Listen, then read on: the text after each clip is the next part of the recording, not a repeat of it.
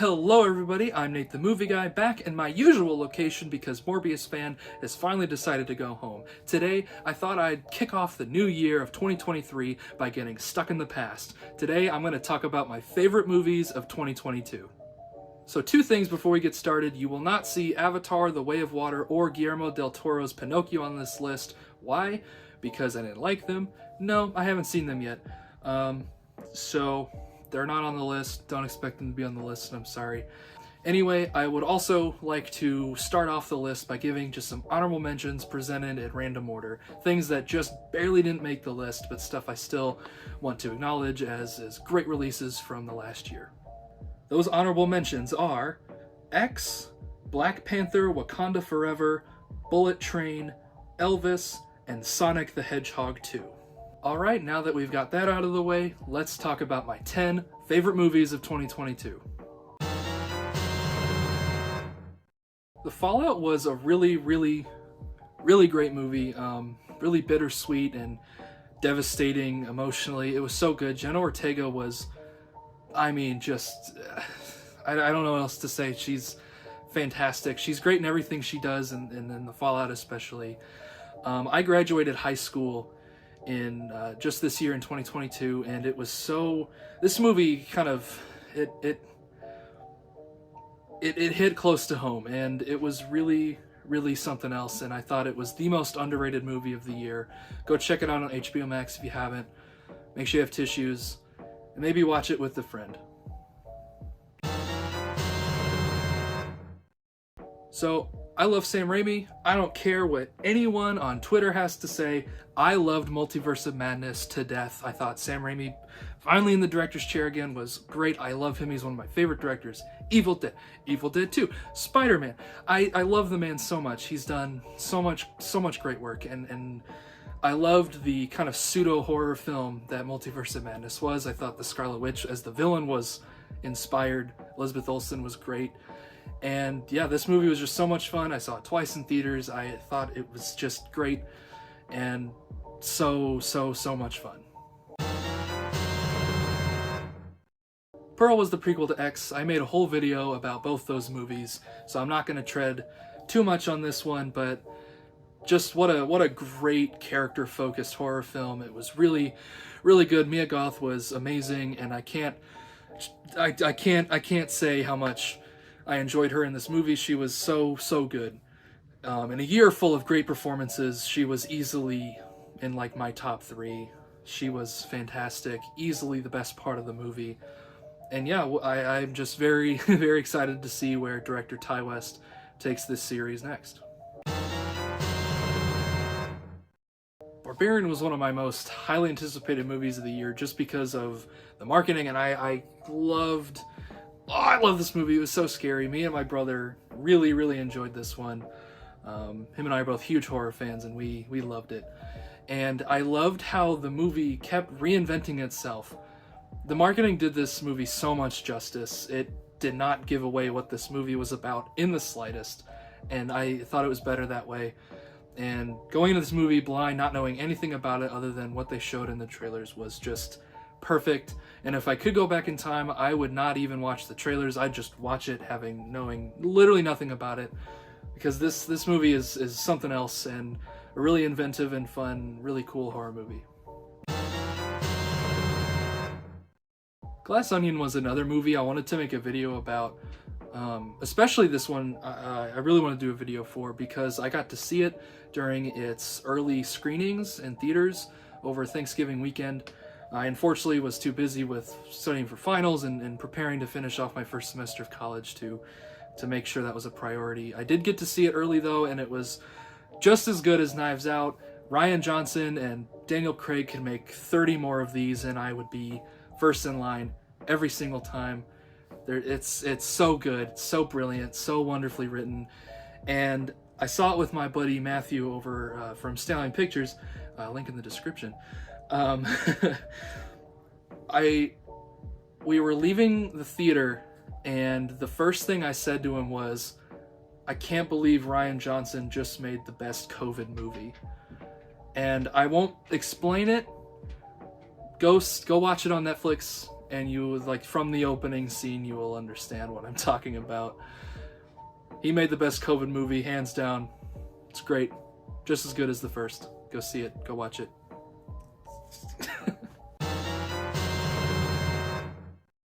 Yeah, I didn't expect this one either. I saw this one just the other night. So good. It's so good. And, like, the villain was really good, and the animation style was really neat. The whole paintbrush aesthetic was super cool and beautiful, and the action scenes were so good. And it had a super basic plot, and so that the movie is character focused, which is insane. I mean, it's really good, guys. Go see it. Vote with your wallets. Tell DreamWorks that we want crazy, super hyper stylized animation like this. And like, it's one thing that the animation was really good and really unique. The fact that the script was so good, it's such a great movie, and also one of the best representations of panic attacks I've ever seen in a movie before, which is crazy. From Puss in Boots. I don't know how they did it, Joe Crawford. You are a legend. I hope you get to make as many more sequels to mediocre DreamWorks movies as you can. Get this man on Boss Baby 3. Get DreamWorks. Joe Crawford. If you want, do Boss Baby 3. Because you would make it really, really good. Go do that. Go watch Puss in Boots: The Last Wish. It's so good, guys. Guys, I love Batman.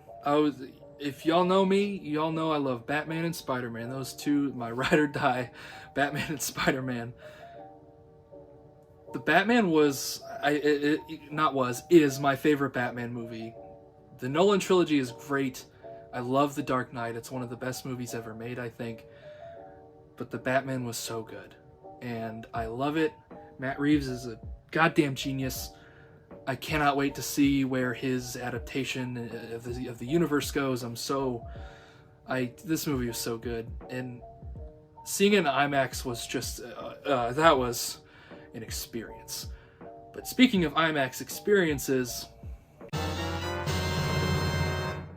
so just like Puss in Boots: The Last Wish, I did not expect this one to be so freaking good, guys. Top Gun Maverick was special. Like, this movie, this is exactly how legacy sequels should be done forever, because it's so good. It pays such great homages to the original while still telling a great brand new story with those old characters, as well as bringing a new generation of fans to the franchise, to the series. And it's so good. Mild spoilers. So I saw this one in IMAX, and you know that scene where Maverick steals the jet after he gets fired from the mission, so that he can prove to his students that their suicide mission is in fact possible. And he's coming up the mountain, and he does the inverted thing and dives straight down, and there's that POV shot as he turns over and inverts. I saw this one in IMAX, and my stomach dropped like I was on a roller coaster. Magic of cinema. Guys. Oh, God. This one, I wrote a 7-page paper on this one for my film Form and Sense class this semester. And here's the thing. 7 doesn't seem like a lot, especially for a college essay. But my professor asked for 5, and I got a little carried away. This movie is so good, and I loved it even more the second time and the third time I saw it. I love Jordan Peele. I love what he did with this movie. I love the story he told. I love the way that the story is the thematic ideas, or the thematic ideas are the story. And so I love that aspect. And I totally understand why this movie was so divisive, why a lot of people don't like it. It's totally understandable. I think it's really, really, really good. And another one I got to see in IMAX, and that was euphoric experience. And by euphoric, I mean absolutely horrible. Not in the way that the experience itself was terrible. It was great. One of my favorite theater experiences I've ever had. The movie was made to be seen in IMAX. But the sound design is so horrible and so visceral and so upsetting. Again, not in a bad way, in a great way. This movie is horrifying, absolutely mortifying in ways. And seeing an IMAX made my stomach turn. Not like Top Gun, where it was like, oh, roller coaster adrenaline. No, it made my stomach turn because I wanted to cry and close my eyes and cover my ears. And I think that's exactly what Jordan Peele was going for. So now, number one. This will not surprise anybody, especially my buddy Chase. Presenting my number one movie of 2022. Oh yeah. I'm not going to dwell too much on this one because honestly, when I saw it back in April when it came out, I didn't know what else to say other than, wow. This is one of the most beautiful, emotional, hilarious, action-packed movies I've ever seen, and it is absolutely insane. It literally is the title. And it's the best multiverse movie ever made. It's so good. The Daniels are geniuses. I love them so much, and I don't know why I slept on this one. When I only saw it because me and my buddy Chase, who I saw it with, we were like, let's go see a movie. What can we go see? And I don't remember. We chose this one over something else. I don't remember what it was. Chase, if you're watching this, please text me or leave a comment if you remember what we wanted to see instead, but we decided on this one. I'm really glad we did. I think you are too. But this one is so good. I've just realized in every one of these entries I have either gushed or just started laughing at how ridiculous my statements are regarding all these movies. But I mean, I love movies. I'm so passionate about them. I love talking about them. I love doing these videos. And this movie, this year had some just great movies, and Everything Everywhere All at Once is it's peak, it's fire, it's raw, peak fiction. I don't know what else to say. It's really good. If you haven't seen it yet, I'll get you. So yeah, that's 2022. I hope you guys are okay with my list. Again, they're just my opinions, so no one fight each other in the comments, especially you Twitter users frothing at the mouth at the fact that I liked Doctor Strange. Twitter has a special hatred for that movie, and I don't understand it. But that's water on the bridge. I don't care. They're my opinions. I don't have to be right, but they're my opinions regardless. So please be nice in the comments. I know you guys are. Every one of my comments is always super nice and supportive. But yeah, wow, what a great year for movies. I'm so excited to hear, or see rather, what 2023 has to bring. I think it has the potential to be another fantastic year for cinema. And wow, also I just want to get sentimental for a minute, and gonna be 100 with you guys. I